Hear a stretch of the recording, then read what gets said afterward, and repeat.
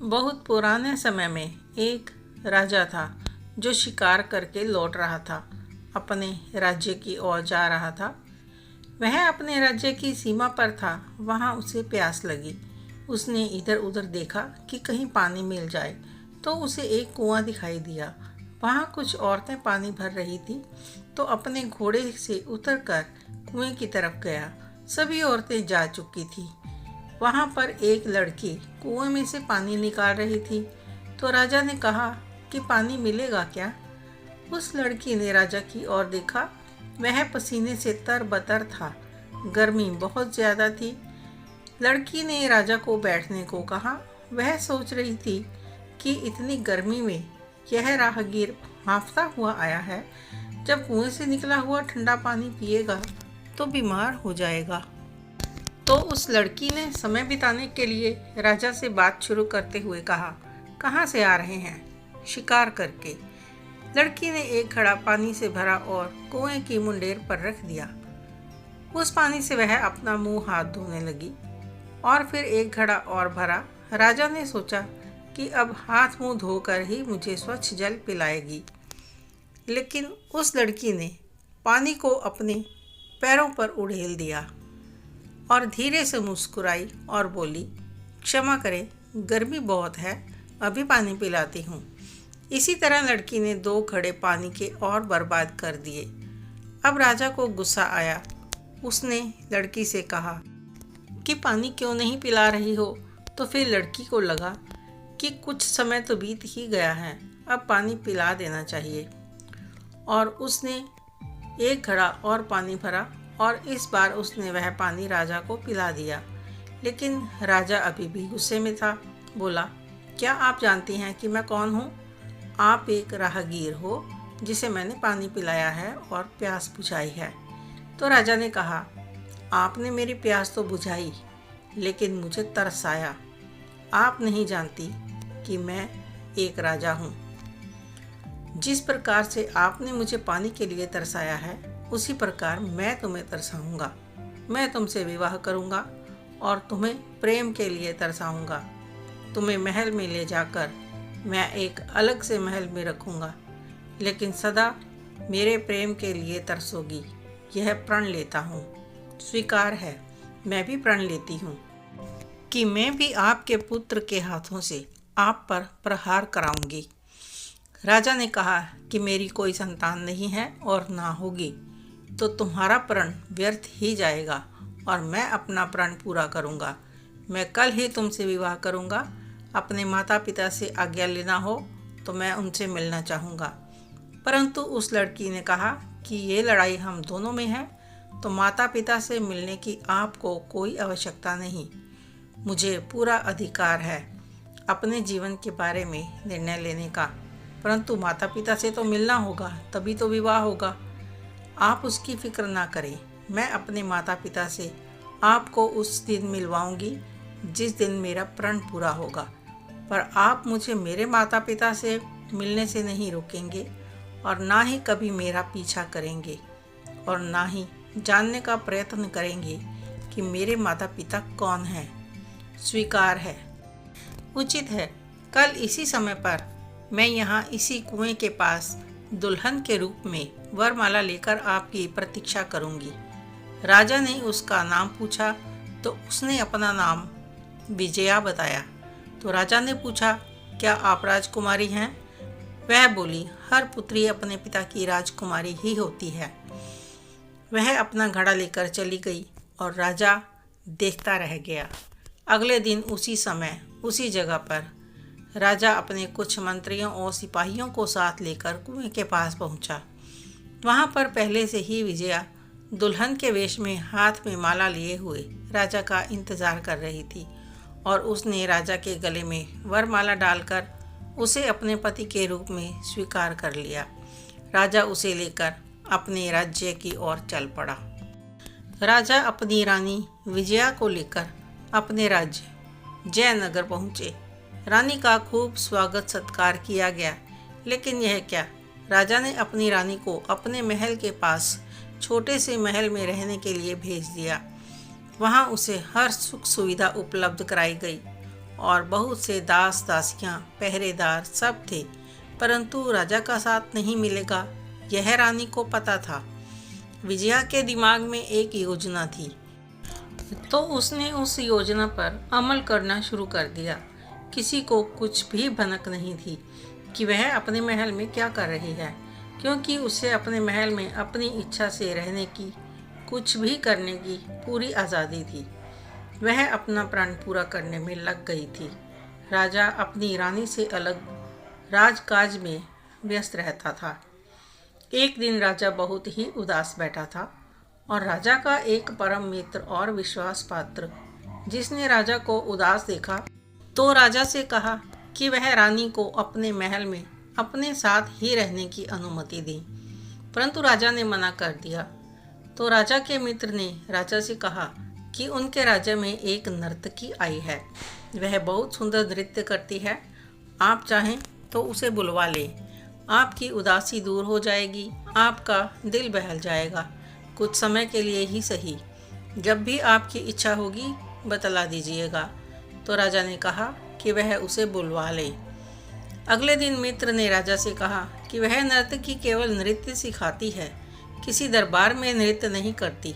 तो राजा ने कहा कि वह अकेले में ही उसका नृत्य देखना चाहता है, परंतु राजन, उसकी एक शर्त है कि ना तो वह अपनी सूरत दिखाएगी और ना ही कुछ बोलेगी, लेकिन उसका नृत्य आपका मन मोह लेगा। आप आज रात को उसे बुलवाओ।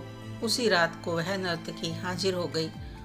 उसके नृत्य से राजा आनंदित हो गया और उसे ढेर सारा इनाम देकर विदा किया। अगले दिन राजा ने एक बार फिर से नर्तकी को महल में बुलवाया। काफ़ी दिनों तक यह क्रम जारी रहा। राजा उस नर्तकी की अदाओं से उसके नृत्य में लीन हो जाता। मन ही मन राजा उसे देखकर विचलित होने लगा। उसकी रातों की नींद, दिन का चैन खोने सा लगा था। कभी मन किया कि वह रानी के पास जाए, लेकिन उसे अपना प्रण याद आ जाता। एक दिन नर्तकी नृत्य कर रही थी और राजा उसे देख बेचैन हो गया। राजा ने नर्तकी से कहा कि वह उसकी अदाओं पर मोहित हो गया है और एक बार वह उसे अपना बनाना चाहता है और अपनी सेज सजाना चाहता है। नर्तकी ने इनकार में सिर हिलाया और राजा ने कहा कि वह उसे विवश नहीं करेगा, लेकिन उसे अपनी सेज पर अवश्य लेकर जाएगा। और एक दिन उसने उस नर्तकी को एक रात को राजी कर ही लिया। वह नर्तकी उस रात राजा की सेज पर थी और राजा ने उसे अपने जाल में फंसा ही लिया। जैसे ही राजा ने उस नर्तकी को छूना चाहा, नर्तकी ने धीमी आवाज़ में राजा से कहा, राजन, आज की रात के लिए मैं आपकी हूँ। मैं आपकी हर बात मानूंगी, परंतु इस रात की गवाही देने के लिए मुझे आपसे एक निशानी चाहिए, जो कि इकलौती निशानी हो। राजा ने कहा कि वह सुबह जाते समय जो भी चाहे मांग ले, उसकी झोली हीरे मोतियों से भर देगा। परंतु नर्तकी बोली, इससे बदनामी होगी, आपकी भी मेरी भी। मुझे बस एक ही निशानी चाहिए, यदि नहीं देना चाहते तो फिर मैं चली। नर्तकी ने बहुत ही कातिल अदाओं से अपने पैरों को सेज पर से नीचे रखना चाहा, तो राजा ने उसके पैरों के नीचे अपने हाथ रख दिए। राजा ने अपनी एक अंगूठी अपनी उंगली से निकालकर उस नर्तकी के हाथ में दे दी और वह अंगूठी उन दोनों के मिलन की रात की गवाह बन गई। भोर होने से पहले नर्तकी वहां से चली गई, लेकिन दोबारा उस महल में नहीं आई। राजा ने ढूंढा भी था, लेकिन ना तो राजा ने उसकी शक्ल देखी थी और ना ही ढंग से उसकी आवाज़ सुनी थी। तो ढूंढता भी तो कहाँ और कैसे। इस बीच राजा ने रानी की भी सुध नहीं ली, लेकिन रानी विजया जब भी राजा को दिखाई देती तो वह प्रसन्न होकर राजा को अभिवादन किया करती। एक दिन की बात थी कि एक 16-17 साल का युवक दरबार में आया। उसे जयनगर में किसी व्यापारी ने ठग लिया था। वह युवक व्यापारी के विरुद्ध शिकायत लेकर आया था। राजा ने पूरे मामले की जानकारी ली। व्यापारी झूठा निकला और युवक सच्चा था, परंतु उसे साबित करने के लिए राजा ने युवक से बहस की बहस करते हुए राजा ने उस युवक के संस्कारों पर प्रश्न उठाया और उस युवक को क्रोध आया तो उसने अपनी कमर में लटका हुआ खंजर निकाला और राजा पर प्रहार करने के लिए अपना हाथ ऊपर को उठाया। तो झट से उस युवक के हाथ को एक स्त्री ने पकड़ा और कहा, नहीं पुत्र, ये राजा है और आपके पिता है। राजा को बहुत जोर से झटका लगा और वह खड़ा हो गया, अपने सिंहासन से उतरकर नीचे आ गया और बोला, कौन हो तुम?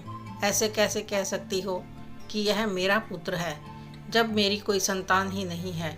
तो उस स्त्री ने अपना हाथ दिखाया तो उसके हाथ में अपनी दी हुई अंगूठी देखी तो राजा होश खो बैठा और उस स्त्री ने अपना घूंघट ऊपर उठा दिया और राजा को कुछ समझ में आता उससे पहले ही उस स्त्री ने कहा, मेरा प्रण पूरा हुआ राजन, आप मेरे माता पिता से मिलना चाहते थे, आइए आज मैं आपकी भेंट उनसे ज़रूर कराऊंगी। राजा ने देखा कि वे उनके पड़ोसी राज्य के राजा हैं। राजा हैरान थे कि यह सब कैसे हुआ और ये पुत्र उनका कैसे। तो रानी ने सब बताया कि आपने मुझे अलग महल में रखा तो मैं कुछ भी करने को स्वतंत्र थी और एक राजा की पुत्री थी, तो मैंने पिता के सहयोग से अपने कक्ष से लेकर अपने पिता के कक्ष तक सुरंग बनवाई। उसी रास्ते से आते जाते हुए मैं आपसे एक नर्तकी बनकर मिली और आपके प्रेम को पाया। मेरा प्रण पूरा हुआ और आपका पुत्र आपके सामने है। मैंने कहा था कि आपके पुत्र के हाथों आप पर प्रहार कराऊंगी। यदि आप एक राजा हैं तो मैं भी एक राजा की ही पुत्री हूँ, परंतु आपका पुत्र नहीं जानता था कि वह आपका पुत्र है, इसलिए वह आपके साथ वाद विवाद कर गया। वैसे मैंने उसे एक राजकुमार की भांति ननिहाल में ही पाला है। राजा बहुत खुश था और शर्मिंदा भी कि उसने अपनी रानी को ऐसा दंड दिया जितना उसका दोष नहीं था। राजा ने रानी विजया से पूछा कि उस दिन कुएं पर पानी पिलाने में आपने इतनी देरी क्यों लगाई कि मुझे गुस्सा आ गया। रानी ने बताया कि आप पसीने से तर थे और हाँफ रहे थे। यदि मैं आपको उस समय पानी पिला देती तो आप बीमार हो जाते। यदि राजा के स्थान पर कोई और भी होता तब भी मैं ऐसा ही करती। वैसे भी उस समय मैं नहीं जानती थी कि आप एक राजा हैं और राजन, आपने भी अपना प्रण पूरा किया है। लेकिन यदि देखा जाए तो आपका प्रण तो मैंने पूरा नहीं होने दिया। आपने मुझे दंड दिया और मैंने आपको आपका पुत्र दिया। राजन, कहिए, आप कुछ कहना चाहेंगे? हाँ रानी विजया, आपने अपने नाम की तरह ही विजय पाई। अब मुझे यही कहना है कि आपका स्थान अभी तक खाली है और आप अपना स्थान ग्रहण करें। और पुत्र ने राजा के चरण स्पर्श किए और राजा ने उसे गले से लगा लिया। उसके बाद राजा ने कभी कोई प्रण नहीं लिया और वे सुखपूर्वक जीवन व्यतीत करने लगे। आपको यह कहानी कैसी लगी मुझे कमेंट में ज़रूर बताएं। अच्छी लगी हो तो लाइक करें, शेयर करें, सब्सक्राइब अवश्य करें। धन्यवाद।